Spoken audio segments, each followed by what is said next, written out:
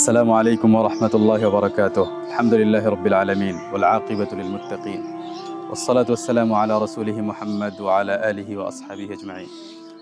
সম্মানিত দর্শকবৃন্দ, যে কোনো খুশি আনন্দ তা আমরা নিজেরা নিজের ক্ষমতায় অর্জন করি কিংবা অন্য কোনো মানুষের সহযোগিতায় অন্য কোনো মানুষের পক্ষ থেকে তা পাই।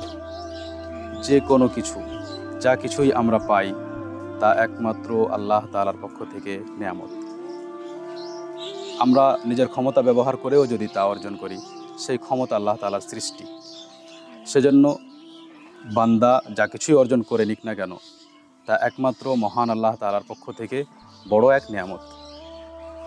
তাই নবী সাল্লাল্লাহু আলাইহি ওয়াসাল্লাম সবসময় আল্লাহ তাআলার শুকর আদায় করতেন। নবী সাল্লাল্লাহু আলাইহি ওয়াসাল্লাম নিজের মুখে আল্লাহ তাআলার হামদ, তার প্রশংসা বর্ণনা করে কত প্রকার তার প্রশংসা করেছেন, এ বিষয়ে বহু হাদিস বর্ণিত হয়েছে। তেমনি নবী সাল্লাল্লাহু আলাইহি ওয়াসাল্লাম আমলের মাধ্যমে আল্লাহ তাআলার কৃতজ্ঞতা জ্ঞাপন করতেন। আমলের মাধ্যমে শুকর করা এবং আমলের মাধ্যমে এটা প্রকাশ করা যে হে আল্লাহ তাআলা, তুমি আমাকে যে খুশি, যে নেয়ামত, যে আনন্দ দান করলে, তার কারণে আমি তোমার বেশি বেশি ইবাদত করব, এভাবে আমি তোমার শুকর আদায় করব। এটি সাধারণত প্রত্যেক বান্দা এর তৌফিক পায় না। এর জন্য তৌফিক আল্লাহ তাআলার কাছে চাইতে হবে। যারা বিশেষ বান্দা তারাই নিয়ামতের এভাবে শুকর আদায় করে, যে ভালো আমল করে আল্লাহ তাআলার নিয়ামতের শুকর আদায় করে। সহিহ বুখারীতে আয়েশা রাদিয়াল্লাহু আনহা বর্ণনা করেন, আন্না নবী আল্লাহ সাল্লাল্লাহু আলাইহি ওয়াসাল্লাম কানা ইয়াকুমু মিনাল লাইল হাত্তা তাতাফাত্তারা কদামাহ। যে নবী সাল্লাল্লাহু আলাইহি ওয়াসাল্লাম রাত্রে এত দীর্ঘ সময় ধরে দাঁড়িয়ে থেকে সালাত আদায় করতেন, এত দীর্ঘ সালাত আদায় করতেন যে তার পা ফেটে যেত। তিনি বলেন যে আমি নবী সাল্লাল্লাহু আলাইহি ওয়াসাল্লামকে জিজ্ঞেস করলাম, লিমা তাসনাউ হাদা ইয়া রাসূলুল্লাহ, হে আল্লাহর রাসূল সাল্লাল্লাহু আলাইহি ওয়াসাল্লাম, আপনি এরূপ কেন করেন?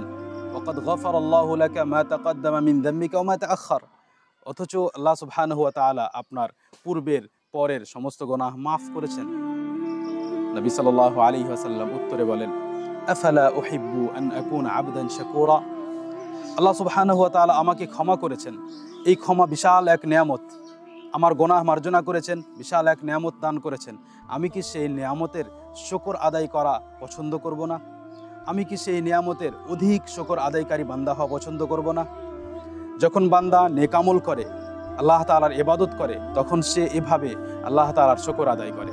আর এই ইবাদত, এই শুকর আদায় করা তার যখন অধিক হয়ে যায়, তখন সে আল্লাহ সুবহানাহু ওয়া তাআলার অধিক শুকর আদায়কারী বান্দা, শাকুর হয়ে যায়। এবং আমলের মাধ্যমে শুকর আদায় করার আদেশ আল্লাহ সুবহানাহু ওয়া তাআলা দাউদ আলাইহিস সালাতু ওয়াস সালামকে দিয়েছিলেন। দাউদ আলাইহিস সালাতু ওয়াস সালামকে যে সব নেয়ামত দেওয়া হয়েছিল, সেই নেয়ামতগুলো স্মরণ করিয়ে তাকে এবং তার পরিবারকে আল্লাহ রাব্বুল আলামিন আদেশ করেন, ই'মালু আলা দাউদ শুকরা, যে হে দাউদ আলাইহিস সালামের পরিবার, তোমরা শুকর আদায় করার জন্য আমল করো, নেক আমল করো। ইবনে হিশাম রাহিমাহুল্লাহ, আব্দুল্লাহ ইবনে আবি বকর একজন তাবেঈ, তার সূত্রে বর্ণনা করেন যে যখন নবী সাল্লাল্লাহু আলাইহি ওয়াসাল্লামকে মক্কা বিজয় এর নিয়ামত দান করা হলো, যখন মক্কা বিজয় হলো, নবী সাল্লাল্লাহু আলাইহি ওয়াসাল্লাম কিভাবে মক্কায় প্রবেশ করলেন? তিনি বলেন, ওয়া ইন্না রাসূলুল্লাহি সাল্লাল্লাহু আলাইহি ওয়াসাল্লাম লা ইয়াদাউ রা'সাহু তাওয়াদুআন লিল্লাহি তাআলা লিমা রাআ মা আকরামাহু আল্লাহু বিহি মিনাল ফাতহ। নবী সাল্লাল্লাহু আলাইহি ওয়াসাল্লাম দেখলেন যে আল্লাহ রাব্বুল আলামিন এই মক্কা আমাকে দান করেছেন, যেখানে এক সময় আমার ওপর নির্যাতন হতো, সেই মক্কা আজ বিজয় হয়েছে। এই নিয়ামতের কথা স্মরণ করে আল্লাহ সুবহানাহু ওয়া তাআলার শুকরের অনুভূতিতে তিনি নিজের মাথা নিচু করে নিলেন।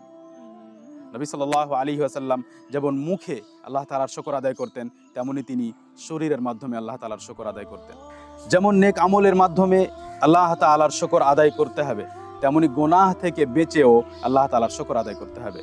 ইবনে হাজার রাহিমাহুল্লাহ বলেন যে শুকর আদায় করার অন্তর্ভুক্ত ইবাদত করা, আল্লাহ তাআলার অনুগত হওয়া, তেমনি শুকর আদায় করার অন্তর্ভুক্ত গুনাহ থেকে বেঁচে থাকা। আপনি নিয়ামত পেয়ে, খুশি পেয়ে আল্লাহ তাআলার শুকর আদায় করে যদি আবার আপনি গুনাহে লিপ্ত হন, যদি পাপের কাজ করেন, হারাম অবৈধ কাজ করেন, তাহলে যথাযথ আল্লাহ তাআলার শুকর আদায় করা হলো না। মানুষ যখন আনন্দিত হয়, যখন মানুষ কোনো নিয়ামত পায়, যখন তার ওপর থেকে কোনো বিপদ সরে যায়, তখন সাধারণত মানুষ নেয়ামতে গাফেল হয়ে যায়। খুশিতে আল্লাহ সুবহানাহু ওয়া তাআলাকে ভুলে যায়। সেজন্য যদি এক বান্দা আল্লাহ রাব্বুল আলামিনের শুকর আদায় করতে চায়, তাহলে তার প্রয়োজন হবে আল্লাহ তাআলার সহযোগিতা। মানুষ যতই চেষ্টা করুক না কেন, সে আল্লাহ সুবহানাহু ওয়া তাআলার পরিপূর্ণ শুকর আদায় করতে পারবে না। যথাযথ শুকর আদায় করা তার জন্য সম্ভব নয়। কিন্তু আল্লাহ সুবহানাহু ওয়া তাআলার শুকর আদায় করা যেহেতু সহজ কাজও নয়, তাই বান্দাকে সবসময় আল্লাহ তাআলার সহযোগিতা চাইতে হবে। নবী সাল্লাল্লাহু আলাইহি ওয়াসাল্লাম সাহাবায়ে কেরামকে শিক্ষা দিতেন যে তোমরা আল্লাহ তাআলার কাছে সহযোগিতা চাও, তিনি যেন তোমাদেরকে তার যথাযথ শুকর আদায় করার এবং ভালোভাবে ইবাদত করার তৌফিক দান করেন।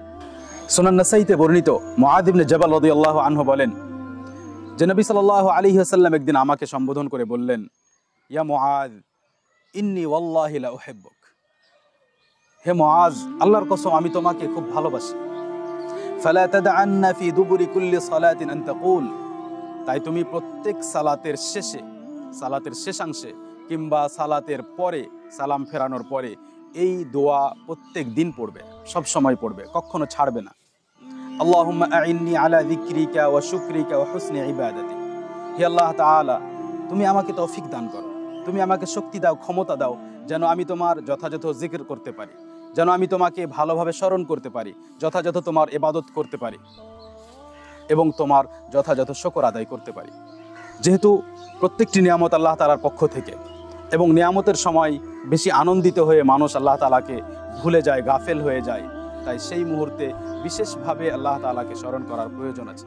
আল্লাহ তাআলা যেন আমাদেরকে তৌফিক দান করেন যে আমরা মনে তার নিয়ামতকে স্বীকার করে, অন্তরে তার নিয়ামতকে স্বীকার করে এবং মুখে তার প্রশংসা করে, তার হামদ বর্ণনা করে এবং আমলের মাধ্যমে সেই নিয়ামতগুলোকে আমলে ব্যবহার করে, নেক ইবাদতে ব্যবহার করে এবং গুনাহ থেকে বেঁচে থেকে আল্লাহ তাআলা যেন আমাদের সকলকে তার যথাযথ শুকর আদায় করার তৌফিক দান করেন। ওয়া সাল্লাল্লাহু ওয়া সাল্লামা ওয়া বারাকা আলা নবিয়িনা মুহাম্মদ ওয়া আলা আলিহি ওয়া আসহাবিহি আজমাইন। আসসালামু আলাইকুম ওয়া রাহমাতুল্লাহি ওয়া বারাকাতুহু।